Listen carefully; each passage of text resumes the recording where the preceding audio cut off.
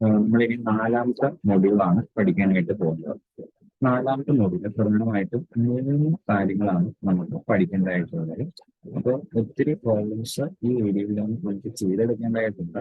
Exam oriented ആയിട്ട് പഠിക്കുമ്പോൾ പ്രധാനമായിട്ടും മൂന്ന് കാര്യങ്ങളാണ് നമ്മൾ പഠിക്കേണ്ടത്. ഒപ്പം അതിന്റെ ചില കാര്യങ്ങളുടെ ഡെറിവേഷൻസും പഠിക്കേണ്ടതായിട്ട് ഉണ്ട്. അപ്പോൾ ഏതൊക്കെയാണ് ആ മൂന്ന് കാര്യങ്ങൾ? ഇതാണ് നമ്മൾ ഇന്ന് നോക്കാനായിട്ട് പോകുന്നത്.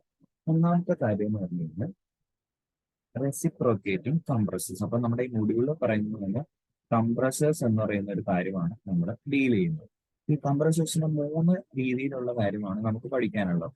ഒന്ന്, റെസിപ്രോക്കേറ്റിംഗ് ആയിട്ടുള്ള കംപ്രസേഴ്സ് എങ്ങനെയാണ് വർക്ക് ചെയ്യുന്നത്. രണ്ട്, സെൻട്രിഫ്യൂഗൽ ആയിട്ടുള്ള കംപ്രസേഴ്സ് എങ്ങനെയാണ് വർക്ക് ചെയ്യുന്നത്. മൂന്ന്, ആക്സിയൽ ഫ്ലോ ആയിട്ടുള്ള കാര്യം. ഈ മൂന്ന് കംപ്രസേഴ്സിന്റെയും പ്രോബ്ലംസ് നമുക്ക് ഡീൽ ചെയ്യാനുണ്ട്. അതുപോലെ തന്നെ മൂന്ന് കാര്യത്തിന്റെയും എങ്ങനെയാണ് വർക്കിംഗ് മുതലായ കാര്യം നമുക്ക് എക്സ്പ്ലെയിൻ ചെയ്യാനുണ്ട്. റെസിപ്രോക്കേറ്റിംഗ് കംപ്രസർ നമുക്ക് കുറച്ചൊക്കെ അറിയാവുന്ന കാര്യമാണ്. റെസിപ്രോക്കേറ്റിംഗ് പമ്പിന്റെ അതേ രീതിയിലാണ്. പമ്പ് കംപ്രസ് ചെയ്യുന്നത് ഒരു ഫ്ലൂയിഡിനെയാണ്. ഫ്ലൂയിഡ് മേ ബി ഒരു ലിക്വിഡ് തന്നെ ആയിരിക്കും. അതേസമയം റെസിപ്രോക്കേറ്റിംഗ് കംപ്രസർ എന്ന് പറയുമ്പോൾ എയറിനെ തന്നെയാണ് കൂടുതലായിട്ട് നമ്മൾ കംപ്രസ് ചെയ്യുന്നത്. ഇനി അടുത്തൊരു കാര്യം, സെൻട്രിഫ്യൂഗൽ ആക്ഷൻ വെച്ച് നടത്തുന്ന ഒരു ആയിട്ട് നടത്തുന്ന ഒരു കംപ്രസറാണ് സെൻട്രിഫ്യൂഗൽ കംപ്രസർ. അതിന്റെ കുറച്ച് പടം, അതിന്റെ വർക്കിംഗ്, അതുപോലെയുള്ള എഫിഷ്യൻസി, കുറച്ച് കാര്യങ്ങൾ നമുക്ക് പഠിക്കാനുണ്ട്. അവിടെ തന്നെ ഒരു കാര്യമാണ് സർജിങ് എന്താണ്, ചോക്കിംഗ് എന്താണ്. ഇത് ആവർത്തിക്കുന്ന ഒരു ചോദ്യമാണ്, വളരെ ചെറിയൊരു കാര്യമാണ്. അടുത്ത തരത്തിലുള്ള ഒരു കംപ്രസറാണ് ആക്സിയൽ ഫ്ലോ കംപ്രഷൻ. അതിന്റെ വർക്കിംഗ് എന്താണ്, വെലോസിറ്റി ഡയഗ്രം എങ്ങനെ വരയ്ക്കാം, പെർഫോമൻസ് എന്താണ്, പിന്നെ റൂട്ട് ബ്ലോവർ എന്താണ്, വെയിൻ കംപ്രസർ എന്താണ്, സ്ക്രൂ കംപ്രസർ എന്താണ്. ഇത് പരീക്ഷയ്ക്ക് ചോദിച്ചിട്ടുണ്ട്. ഇത് വളരെ എളുപ്പമുള്ള കുറച്ച് കാര്യങ്ങളാണ്. അപ്പോൾ നമുക്ക് പരീക്ഷയ്ക്ക് എക്സാം ഓറിയന്റഡ് ആയിട്ട് പഠിക്കുമ്പോൾ മൂന്ന് കംപ്രസേഴ്സ്, അവയുടെ വർക്കിംഗ് ആണ് പ്രധാനമായിട്ടും പഠിക്കേണ്ടത്. വർക്കിംഗ് പഠിക്കണം, അതിനുശേഷം ന്യൂമറിക്കൽസ് പഠിക്കണം. ഇത് ചെയ്ത് പഠിക്കേണ്ടതാണ്. അടുത്ത കാര്യം പഠിക്കേണ്ടതെന്ന് പറഞ്ഞു കഴിഞ്ഞാൽ സർജിങ്, അതായത് ഇവിടെ ഫിനോമിന, അതുപോലെ സർജിങ്, ഷോക്കിംഗ്. അതുപോലെയുള്ള ഒരു കാര്യമാണ് vane compressor, screw compressor. Vane compressor, അതുപോലെ തന്നെ സ്ക്രൂ കംപ്രസർ, റൂട്ട്സ് ബ്ലോവർ. ഇത്രയും കാര്യങ്ങൾ നമ്മൾ കൃത്യമായിട്ട് പഠിക്കുന്നു. ഇതാണ് ഈ മൊഡ്യൂൾ നമുക്ക് കവർ ചെയ്യേണ്ടത്. ഇപ്പൊ നമുക്ക് ആദ്യം റെസിപ്രോക്കേറ്റിംഗ് കംപ്രസർ എന്താണ് എന്നുള്ള കാര്യം നോക്കാം. ഞാനൊരു ടെക്സ്റ്റും കൂടെ റെഫർ ചെയ്തിട്ടാണ് ഒരുമിച്ച് പോകുന്നത്. അപ്പൊ നിങ്ങൾ ഒരുമിച്ച് പഠിക്കാം. നമ്മൾ എന്തൊക്കെയാണ് ആപ്ലിക്കേഷൻസ് ഓഫ് കംപ്രസ്ഡ് എയർ, എന്താണ് കംപ്രസ്ഡ് എയറിന്റെ ആവശ്യം. ഓട്ടോമൊബൈൽ ടയർസിൽ, അതുപോലെ തന്നെ എയർ ഇഞ്ചക്ഷൻ ചെയ്യുന്ന ഫ്യൂവലിന്റെ എയർ ഇഞ്ചക്ഷൻ ഡീസൽ എഞ്ചിൻ ചെയ്യുന്ന സ്ഥലത്ത് അവിടെയൊക്കെ നമുക്ക് കംപ്രസ്ഡ് എയർ ആവശ്യമുണ്ട്. നമ്മൾ തന്നെ എപ്പോഴും കടകളിൽ ചെന്നിട്ട് ഇൻഫ്ലേറ്റ് ചെയ്യാറുണ്ട് ടയർ, അല്ലെ, ഓട്ടോമൊബൈൽ ടയർസ്. അവിടെയാണ് നമ്മൾ ഏറ്റവും കൂടുതൽ കംപ്രസറുകൾ കാണുന്നത്. പിന്നെ നമ്മൾ ക്ലീനിങ് പർപ്പസിനൊക്കെ നമ്മൾ ഉപയോഗിക്കാറുണ്ട്.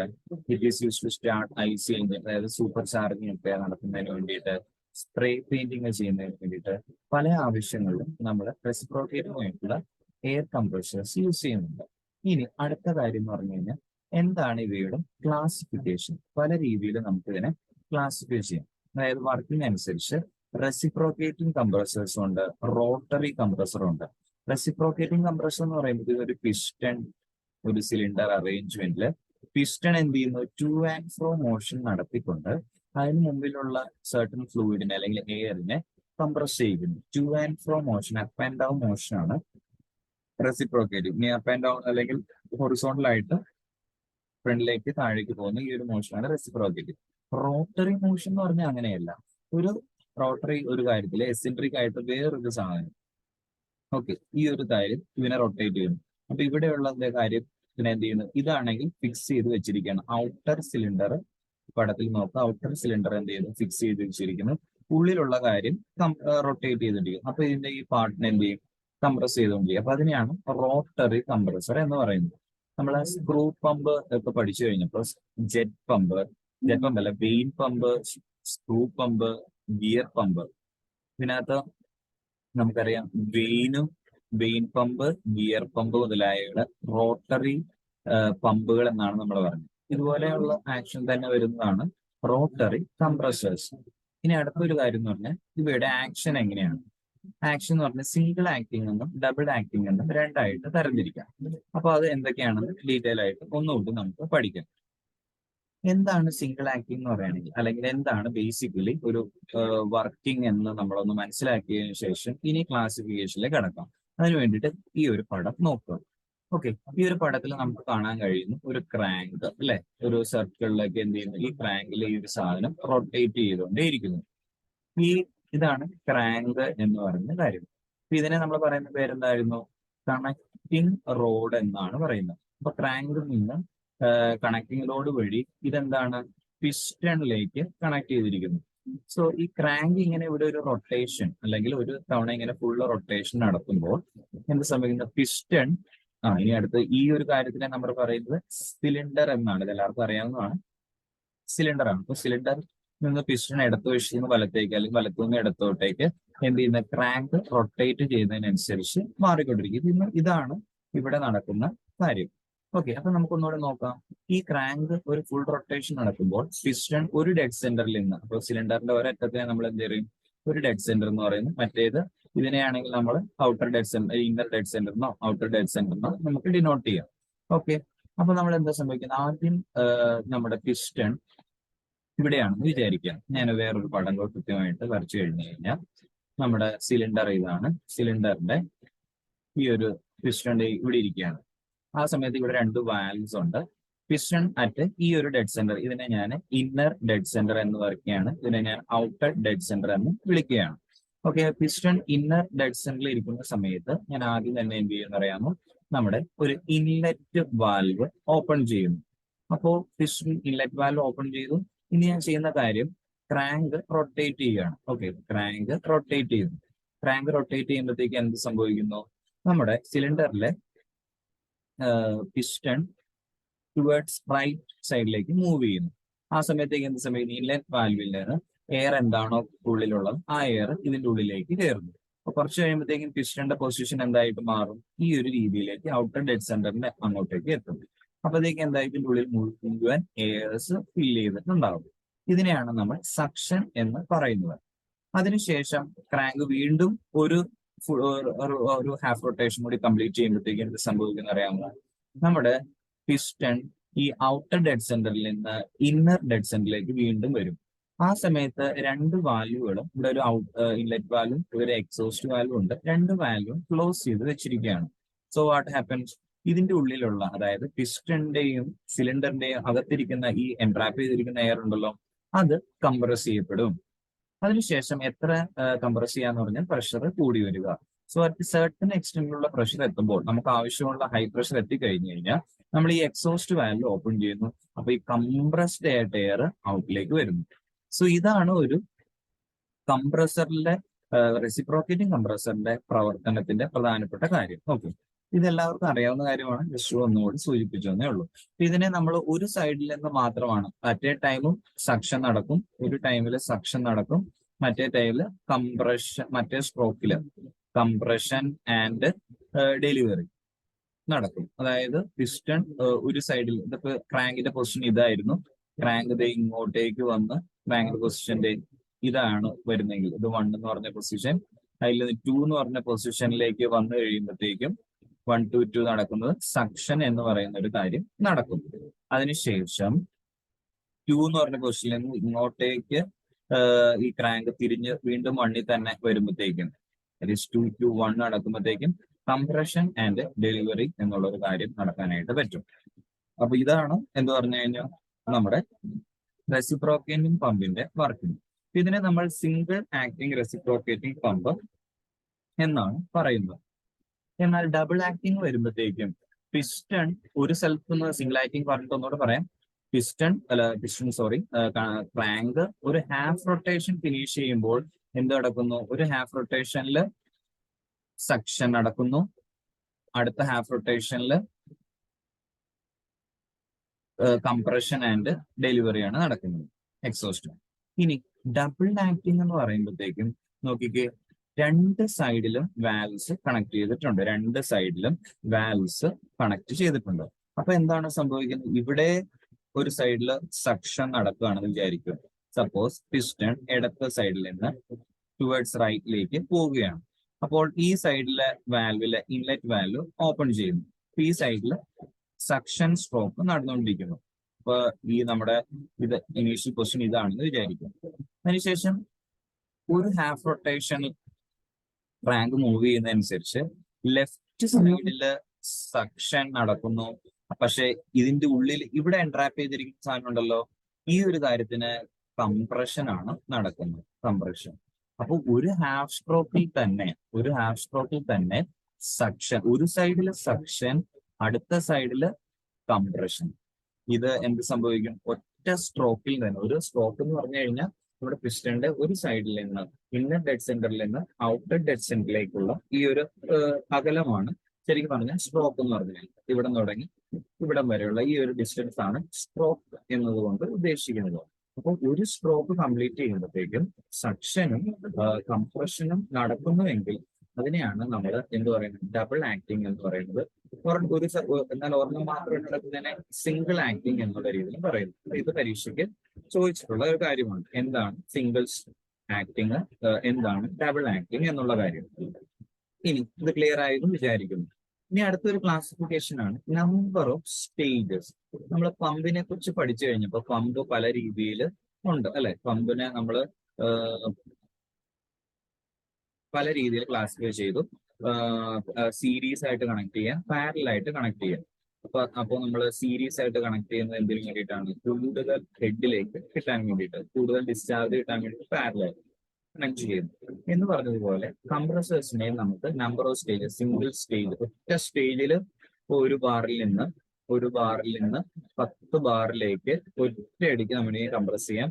അതല്ലെങ്കിൽ ഒരു ബാറിൽ നിന്ന് ആദ്യം ഒരു 5 ബാറിലേക്ക്, അതിനുശേഷം 5 ബാറിൽ നിന്ന് നമുക്ക് 10 ബാറിലേക്ക്, ഈ രീതിയിൽ വേണമെങ്കിൽ കംപ്രസ് ചെയ്യാം. അപ്പൊ ഇതിനെയാണ് മൾട്ടി സ്റ്റേജ് കംപ്രസ്. എത്ര സ്റ്റേജ് വേണമെങ്കിൽ, ഇതിൽ കൂടുതൽ വേണമെങ്കിൽ സ്റ്റേജ് കൂടുതൽ നമുക്ക് അപ്ലൈ ചെയ്യാനായിട്ട് പറ്റും. ഇതാണ് എയർ കംപ്രസേഴ്സിന്റെ പല സ്റ്റേജ്. ഇനി അടുത്തെന്ന് പറയുകയാണെങ്കിൽ പർപ്പസ് അനുസരിച്ച് എയർ പമ്പുകളായിട്ട് ഉപയോഗിക്കാം, ലിവറായിട്ട് ഉപയോഗിക്കാം, എയർ ബൂസ്റ്റേഴ്സ് ആയിട്ട് നമുക്ക് വേണമെങ്കിൽ ഉപയോഗിക്കാം. ഇനി ഇതിനെ എങ്ങനെയാണ് കൂള് ചെയ്യുന്നത് എന്നതിനെ വെച്ചുകൊണ്ട് എയർ കൂളാണ്, വാട്ടർ കൂളാണ് എന്നുള്ള രീതിയിൽ നമുക്ക് നോക്കാനായിട്ട് പറ്റും. ഇനി അടുത്തത് എത്ര സിലിണ്ടർ ആണ് യൂസ് ചെയ്തിരിക്കുന്നത്. ഇപ്പോൾ എന്താണ് സിലിണ്ടർ? നമ്മൾ കുറച്ച് മുമ്പ് ഒരു പടത്തിൽ നമ്മൾ പറഞ്ഞു ഇല്ലേ, സിലിണ്ടറിന്റെ ഷേപ്പ്, സിലിണ്ടറിനുള്ളിലാണ് piston to and fro motion നടക്കുന്നത്. ആ സിലിണ്ടറിന്റെ എത്ര സിലിണ്ടർ ഉണ്ടെന്ന് പറഞ്ഞാൽ സിംപ്ലക്സ് ആണോ, ഡ്യൂപ്ലക്സ് ആണോ, ട്രിപ്ലക്സ് ആണോ എന്നുള്ള കാര്യം നമുക്ക് തീരുമാനിക്കാം. അതുപോലെ അക്കോർഡിംഗ് ടു പവർ, എങ്ങനെയാണ് ഇതിനകത്തേക്ക് പവർ കൊടുക്കുന്നത്? ഡയറക്റ്റ് ആയിട്ടാണോ, ബെൽറ്റ് വെച്ചിട്ടാണോ, ചെയിൻ വെച്ചിട്ടാണോ, എങ്ങനെയാണ് നമുക്ക് ക്ലാസിഫൈ ചെയ്യാം. ആപ്ലിക്കേഷൻ അനുസരിച്ച് ക്ലാസിഫൈ ചെയ്യാം, ഓപ്പറേഷൻ അനുസരിച്ച് ക്ലാസിഫൈ ചെയ്യാം. ഇനി അടുത്തൊരു ഇവിടെ ഓപ്പറേഷൻ അനുസരിച്ച് ക്ലാസിഫൈ ചെയ്യുന്ന ഒരു കാര്യമാണ് പോസിറ്റീവ് ഡിസ്പ്ലേസ്മെന്റ് കംപ്രഷൻ ഉണ്ട്, ഡൈനാമിക് കംപ്രഷൻ ഉണ്ട്.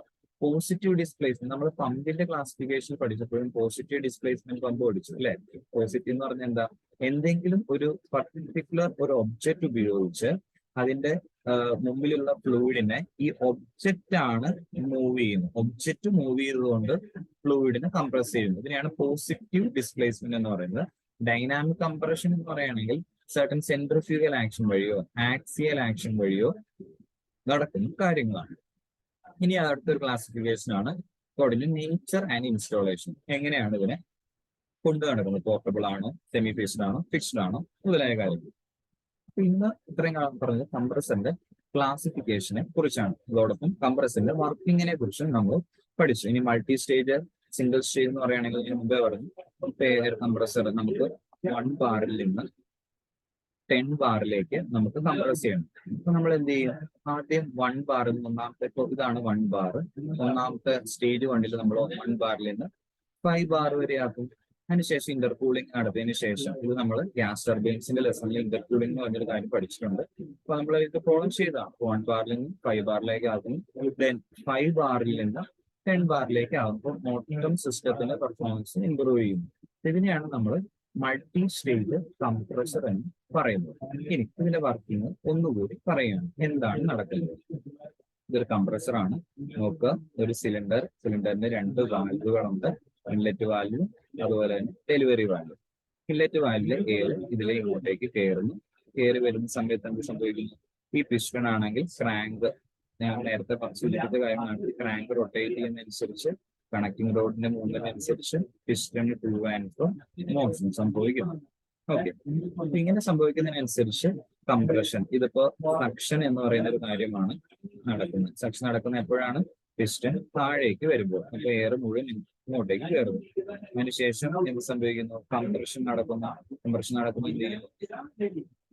പിസ്റ്റൺ മുകളിലേക്ക് പോവുകയാണ്. അങ്ങനെ എപ്പോഴാണോ നമുക്ക് റിക്വയർഡ് പ്രഷർ എത്തുന്നത് ആ ഒരു സമയത്ത് എയർ ഡെലിവറി വെളിയിലേക്ക് എടുക്കുന്നത് മനസ്സിലാക്കാനായിട്ട് കഴിയും. സോ ദിസ് ആണ് ഇതിന്റെ ബേസിക് ആയിട്ടുള്ള വർക്കിംഗ് എന്ന് പറഞ്ഞു കഴിഞ്ഞു. സോ ഇതിന്റെ ഒരു PV ഡയഗ്രാം എന്നുള്ളതാണ് നമ്മൾ വരയ്ക്കേണ്ടത്. വളരെ ഇമ്പോർട്ടന്റ് ആയിട്ടുള്ള ഒരു കാര്യമാണ് പ്രഷർ വോളിയം ഡയഗ്രാം.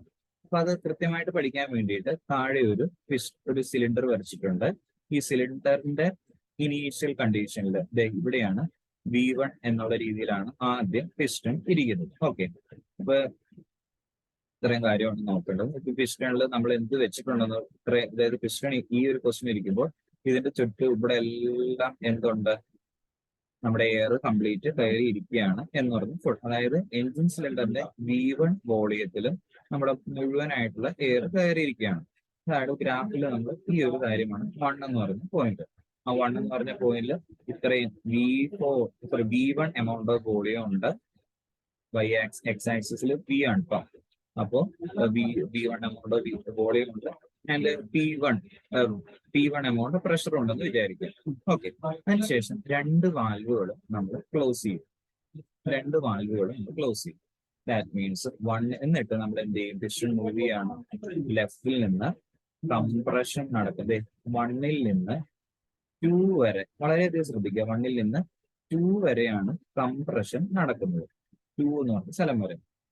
അപ്പോ സംഭവം എന്താ വെച്ചാൽ കംപ്രസ് ചെയ്യുന്നത് ഐസെൻട്രോപിക് ആയിട്ട് നമുക്ക് കംപ്രസ് ചെയ്യാം, ഐസോ തെർമൽ ആയിട്ട് കംപ്രസ് ചെയ്യാം, അഡിയാബാറ്റിക് ആയിട്ട് കംപ്രസ് ചെയ്യാം, പോളിട്രോപിക് ആയിട്ട് വേണമെങ്കിൽ കംപ്രസ് ചെയ്യാം. എനിവേ നമ്മൾ ഏതെങ്കിലും ഒരു രീതിയിൽ നമ്മൾ കംപ്രസ് ചെയ്തു. അപ്പൊ കംപ്രസ് ചെയ്ത ഒരു ഫിഗറാണ് ഈ കാണിച്ചിരിക്കുന്നത്. കണ്ടോ, 1 തുടങ്ങി 2 വരെ. അപ്പൊ കംപ്രസ് ചെയ്തപ്പോഴത്തേക്കും ഏത് പ്രഷറിൽ? P1 എന്നുള്ള പ്രഷർ എവിടെയായി മാറി? P2 എന്നുള്ള പ്രഷറായിട്ടും മാറി. ഓക്കെ, അപ്പൊ പിസ്റ്റന്റെ പൊസിഷൻ എവിടെ വരെ എത്തി?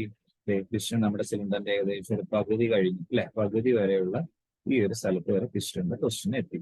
അതിനുശേഷം പിന്നെ എന്താ ചെയ്യുന്ന? ഡെലിവറി വാൽവ് ഓപ്പൺ ചെയ്യുന്നു.